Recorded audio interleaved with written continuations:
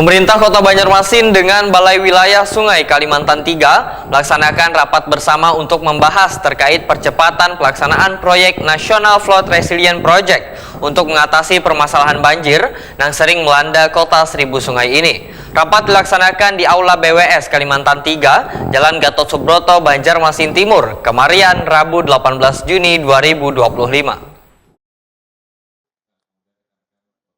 Pemerintah Kota Banjarmasin dengan Balai Wilayah Sungai Kalimantan III melaksanakan rapat bersama untuk membahas terkait percepatan pelaksanaan proyek National Flood Resilience Project untuk mengatasi permasalahan banjir yang sering melanda Kota Seribu Sungai ini.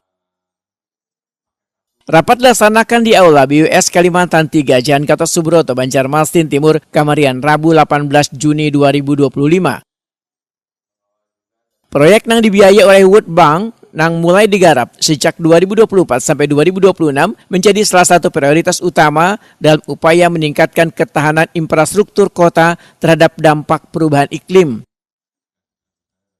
Wali Kota Banjarmasin Muhammad Yamin Nuhetakuni Prima TV menyatakan pentingnya penyelesaian proyek tepat waktu. Keberhasilan proyek ini bergantung pada penyelesaian pembebasan lahan, sehingga pembebasan lahan harus segera diselesaikan agar kada menjadi hambatan bagi kelancaran proyek.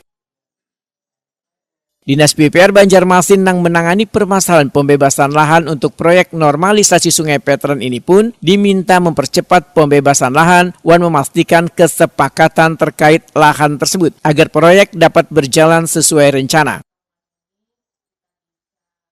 Mungkin hari ini kita dengan beberapa stakeholder ya menerima kedatangan dari Ibu Evia ya dari CEO World Bank ya terkait masalah FRED ya. Jadi hari ini sebenarnya bagaimana kita mulai berkomitmen kepada World Bank terus bagaimana pelaksanaan kelanjutan pembebasan lahan, terus pengadaan lahannya untuk bisa pelaksanaan FRED ini bisa terus berjalan. Ya, pasti ya kami juga perlu dukungan dari